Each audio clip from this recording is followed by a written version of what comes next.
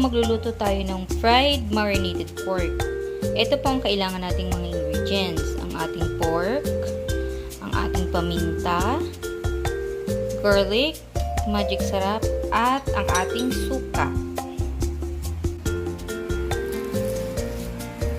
Una, ilalagay natin ang ating bawang.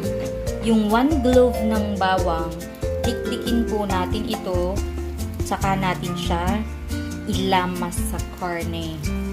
Yan. Ganyan lang po gawin natin. Pagkatapos, kunin na po natin ang ating magic sarap. Chik, chik, chik, chik. Ilagay lang po natin siya sa ating pork. And, isunod na po natin ang ating paminta. Yan. Sa isang sachet ng paminta, yung nabibili lang ng tindahan, ubos tayo ng mga 3 yun. 3 ganun. 3 sachet ng paminta. Alright. Tapos, ilagay na po natin ang ating suka.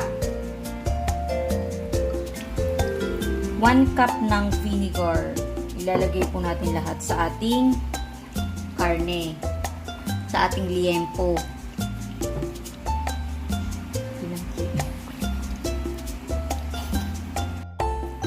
Ayan.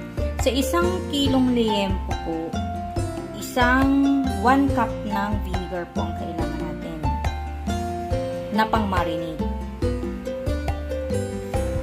Tapos, takpan lang po natin ng yan, yung plastic na pang takip sa mga food.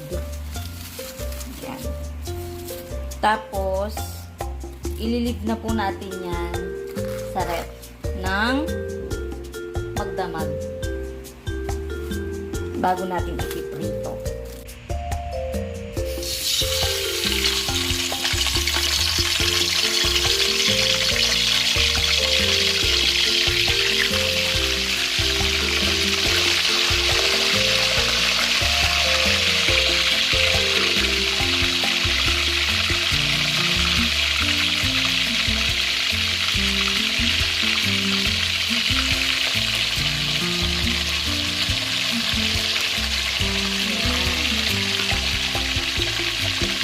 Tapos, antayin lang natin siyang mag-golden brown. Ngayon, tatakpan natin siya para huwag matalapsik. Guys, luto na ang ating fried pork. Ngayon, check natin siya. Check natin if luto na.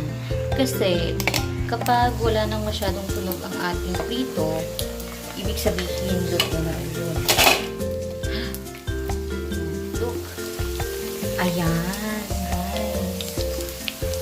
Ganyan ang kulay na gusto natin ma-achieve ng ating pork. Sobrang bango niya.